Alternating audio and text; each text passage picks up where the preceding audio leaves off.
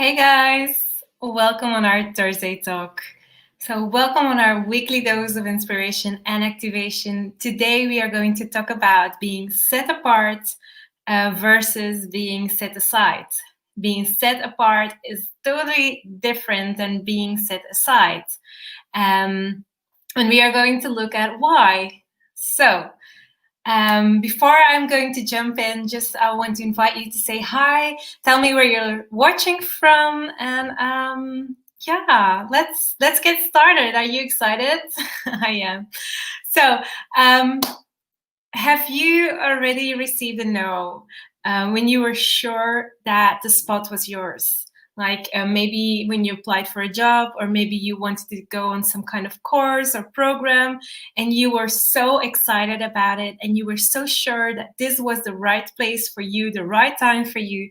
And then at the end, they said no, and they gave the spot to somebody else. If that is you, if you have had that in your life, just put down me.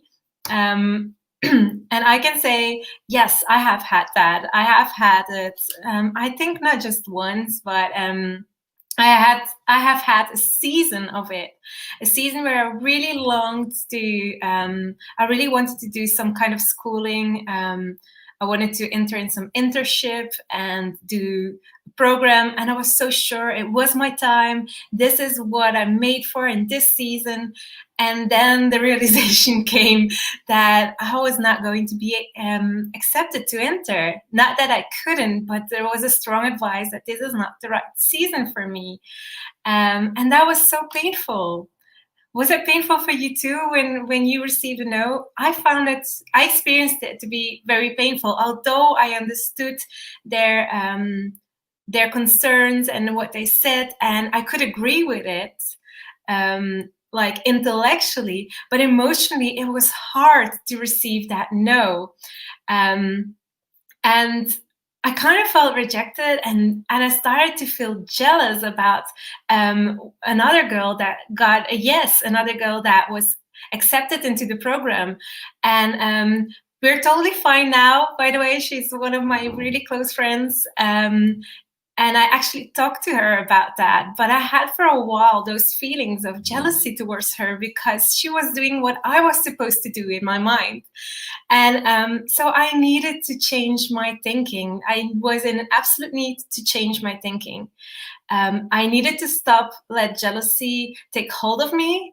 And I needed to be careful that I did not let this lies enter about my identity, that this wasn't shaping my identity negatively. So because when I let those things take hold of me, I miss out on seeing and experiencing what God is actually doing in the season, because He was doing things. He is doing things in your season when you receive a no. And it's all about recognizing your season and being in the place where God wants you to be in the right time, isn't it? So if we want to be able to do that, like I said, we need to change our thinking, and we need to shift our thinking. We need to stop the lie in our minds that we are being set aside, and we need to start believing the truth that we are actually set apart. These are two completely, enormously different things, and they impact our thinking differently. So being set aside it sends a message to us that we are rejected. It's a message of rejection. I'm being set aside for someone else that's better. And that's what we tend to think. But when we think about being set apart is a place of preparation. You are placed in a place of preparation for something that's coming. And maybe right now that is you in your life. Maybe you are feeling stuck right now and you feel like things are not moving. Maybe you even feel like God is not answering you, or certainly not how you would like Him to answer you.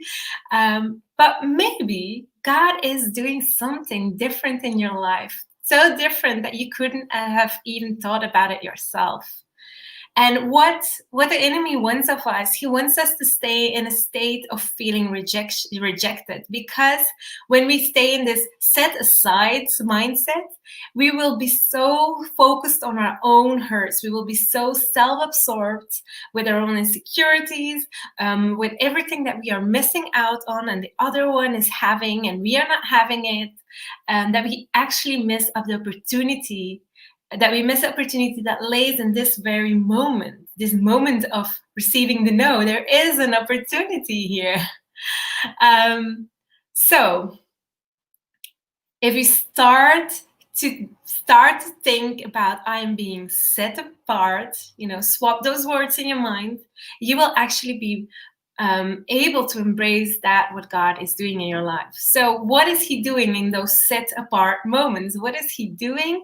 He is bringing humility in our lives. And there's a difference between humility and humiliation. It's the same position, kind of. It's a low position that you are placed in, but humility is when you choose to bow low, sorry, that you choose to bow yourself down. You choose to take a step back. And humility is you tripped and fell. So anyway, whatever caused you to be in the situation you are in now, if it's because humility or because of humiliation, God's grace is in that place. And humility is not at all a place of weakness. We might think that, but it's not at all that. It is actually a position that will come with honor. Humility comes before honor. So humility brings a few gifts with it. And I want to talk just briefly on the 3 gifts that humility brings with it, that this set apart season brings with it, as humility is formed and shaped in us. So the first thing is, we are positioned to receive wisdom. So we are positioned to receive wisdom on what we need for our next assignment, for what's coming next. So, and why is this? Because when we are accepting that, okay, we are set apart, I'm being prepared, and you take this humility on you, you stop to focus on yourself as much, and you start focusing on what is God doing. And this makes you more receptive to the wisdom that God is laying in that season for you, or that he has in that season for you. So that's the first thing. You position yourself to receive wisdom of God for what's next, for what's coming in your life.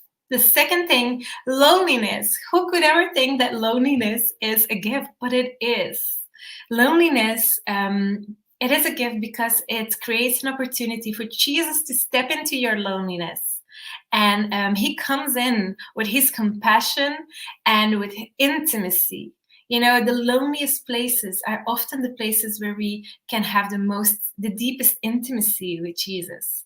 It's not in the crowded room. It's not in when we're busy and we have all these friends around us. It's when we are lonely that we actually realize how much we hunger for him.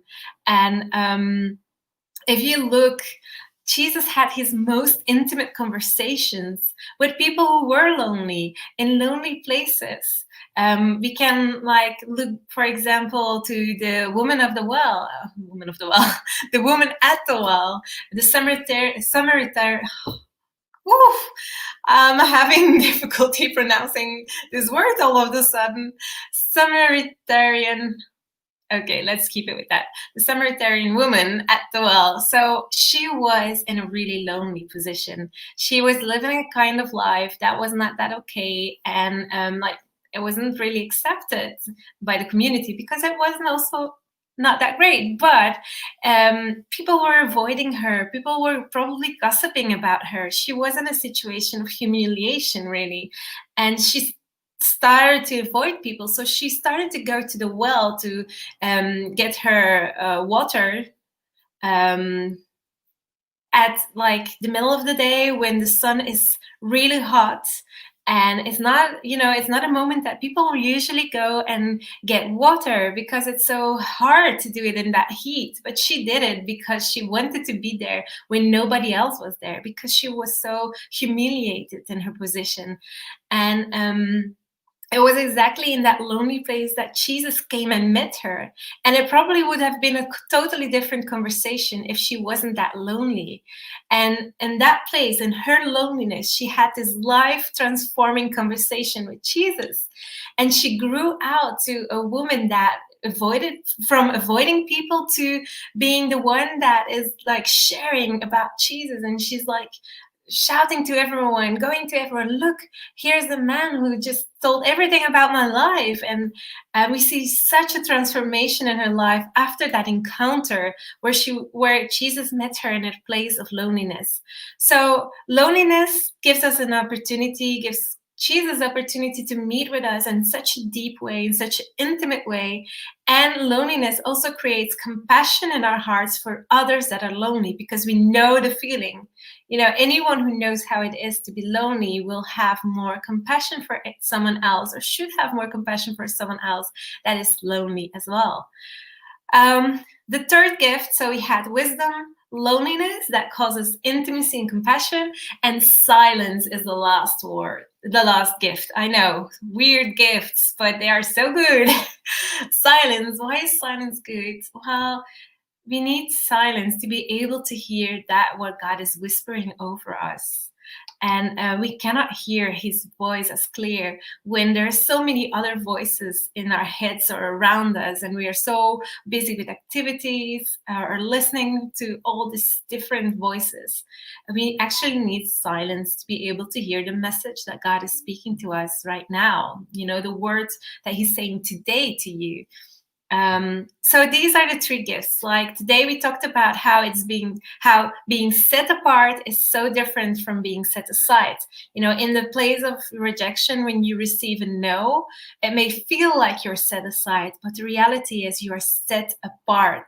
And the reality is that that place that you thought was yours is actually not the best for you. And in that moment of being set aside, you are being prepared for what is really good, the best for you. And that place where you got rejected from, it feels like it, is actually someone else's provision from God. And when we start realizing that, it also stops these harsh feelings towards the other person that received a yes when you received a no. So if we can look at our situation and think, maybe I'm not being overlooked, but I'm being set aside. Maybe I'm being prepared. That can make that's such a game changer in our lives. So now the activation part. What can we do with this? Well, the first thing, we can look at our own lives and think about our thinking. Do I think about myself as someone who has been set aside, rejected, who received a no and was not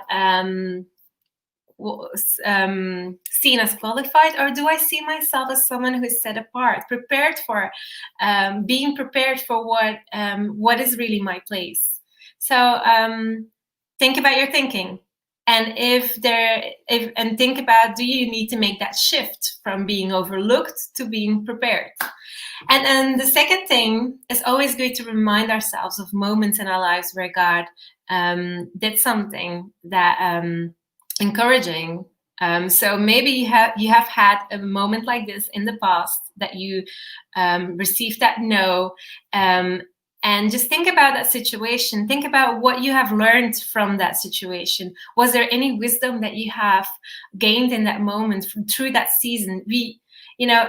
It's hard to see it in the moment. It's always easier to look back and then see, wow, in that lonely place is where I learned how much God loves me. Or in that lonely place, I really learned a lot about myself and the things that I'm good at. I don't know. Think about what are the things that you have learned in that lonely place. And if there was compassion that grew in you towards other people in your situation? And what were the words that God was speaking over you in that place of being set apart? So, and maybe you are experiencing this right now. Maybe right now, a door closed for you that you really thought was yours to enter. Then think about, look out. Be actively seek for those gifts of that moment, for the wisdom that God has in that moment, for the loneliness in which God will meet with you, and the silence in which you can clearly hear God. That was it for me today. I hope this was of value for you today. Put down if there was something that you that was helpful for you, or just put down helpful so that I know if this was something that was relevant to your life. Have a great rest of the week, a great weekend, and then we see you again next week. Bye bye.